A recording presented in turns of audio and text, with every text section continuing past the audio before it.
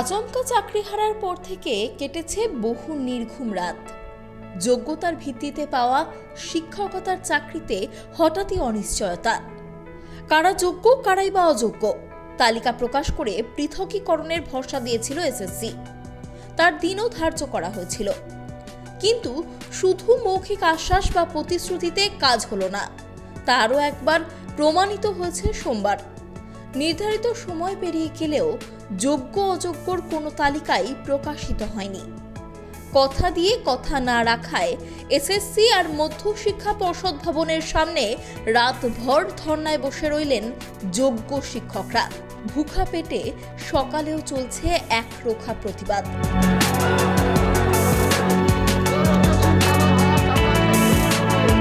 চেয়ারম্যানের সাথে দেখা করতে কিছু আমাদের যোগ্য চাকরিহারারা গিয়েছিল, আলোচনায় কিচ্ছু উঠে আসেনি। তিনি বললেন যে 9-10-এর 3টে ফেজ, 11-12-এর 2টো ফেজ কাউন্সিলিং যাদের হয়েছে তাদের যোগ্য অযোগ্যের তালিকা দেবেন। আমরা কেন মানব? আমাদের পরিষ্কার বক্তব্য, এসএসসি 2016 প্যানেলে যারা নিয়োগ হয়েছে তাদের মধ্যে কারা যোগ্য কারা অযোগ্য সেই লিস্ট প্রকাশ করে সার্টিফাই করে দিক। যে মিরর ইমেজের কপি রয়েছে 22 লক্ষ প্লাস, সেই মিরর ইমেজের কপি মুখ্যমন্ত্রীর কালীঘাটের যে খাট আছে সেই খাটের তলায় রাখা আছে, সেই মিরর কপি পাবলিক ডোমেনে এসএসসির অফিসিয়াল ওয়েবসাইটে পাবলিশ করে দিক। যারা সুপ্রিম কোর্টে ইতিমধ্যে অযোগ্য হিসেবে চিহ্নিত হয়েছে তাদের টার্মিনেশন করুক, এটাই পরিষ্কার বক্তব্য। আর কোনো বক্তব্য নেই। এই দাবি না মিটলে এই অবস্থান, এই আন্দোলন কোনো অবস্থায় কোনো মতে আমরা ছেড়ে যাব না। রাতভর দফায় দফায় উত্তাল হয়েছে করুণাময়ী চত্বর। রাত গভীর হতেই উত্তাল পরিস্থিতি। চাকরিহারা মহিলাদের সঙ্গে ধস্তাধস্তি পরিস্থিতি পুলিশের। মঙ্গলবার ভোরের আলো ফুটলেও থামল না স্লোগান। সোমবার শুরু হওয়া অবস্থান আন্দোলনে শিক্ষকদের সঙ্গে যুক্ত হয়েছেন অশিক্ষক কর্মীরাও। একই সঙ্গে মধ্যশিক্ষা পর্ষদের দপ্তরেও চলছে আমরণ অনশন। গ্রুপ সি ও গ্রুপ ডির 8 জন কর্মী সোমবার বিকেলে 3 তলায় অবস্থান শুরু করে রাত থেকে অনশনে বসেছেন। তাদের দাবিও এক, যোগ্য অযোগ্য তালিকা প্রকাশ এবং ক্লারিফিকেশন পিটিশনের সুযোগ শিক্ষাকর্মীদের জন্যও চালু করা হোক। অবিলম্বে আমাদের জন্য শিক্ষাকর্মী যারা গ্রুপ সি গ্রুপ ডি রয়েছে তাদের জন্য এমএ ফাইল করে আমাদেরও বেতন বহাল রাখতে হবে। আমাদের শিক্ষা যেহেতু একটা শিক্ষা সিস্টেম, একটা স্কুল যেহেতু শিক্ষাকর্মী ছাড়া কখনো স্বয়ং সম্পূর্ণ হতে পারে না, তাই আমরাও যদি স্কুলে যেতে পারি তার ব্যবস্থা করুক এবং অবিলম্বে 22 লাখ ওএমআর ইমেজ আমাদের প্রকাশ করুক।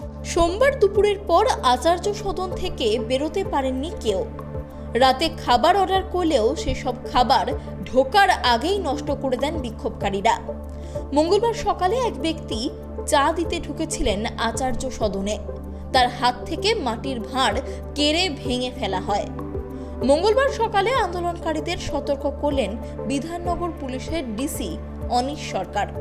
আমি এখনো বলছি যে শান্তিপূর্ণ প্রতিবাদে আমাদের কোনো আপত্তি নেই, কিন্তু যদি এরকমভাবে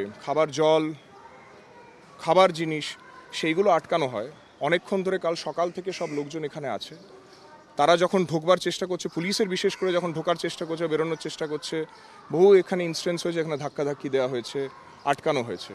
তো এটা কিন্তু আইন অনুসারে হচ্ছে না। আমি ওনাদেরকে অনুরোধ করব, ওনারা শান্তিপূর্ণ অবস্থান যা করছেন করুন, কিন্তু এই জিনিসগুলো যেন না করা হয়। কেন দিনক্ষণ জানানো সত্ত্বেও তালিকা প্রকাশ করলো না এসএসসি? সোমবার সারাদিন চাকরিহারাদের অপেক্ষা করানোর পর এসএসসির তরফে কার্যত দায়সারাভাবে জানানো হয়েছে আইনি বাধা রয়েছে। তালিকা প্রকাশের অনুমতি দিতে নারাজ আইন বিশেষজ্ঞরা। তাহলে উপায় কি? কমিশন শিক্ষামন্ত্রী জানালেন 31শে ডিসেম্বর পর্যন্ত যোগ্যরা বেতন পাবেন। তার মধ্যে হয়ে যাবে নতুন নিয়োগ। এখন প্রশ্ন, কারা বেতন পাবেন? অযোগ্যদেরও বেতন দেওয়া হবে না তো?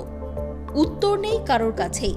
আর তাতেই আরও বাড়ছে যোগ্য শিক্ষক শিক্ষিকাদের প্রতিবাদ গর্জন। ক্যামেরায় স্বপন রায়ের সঙ্গে অভ্রদীপ দাসের রিপোর্ট, ট্রাইব টিভি বাংলা।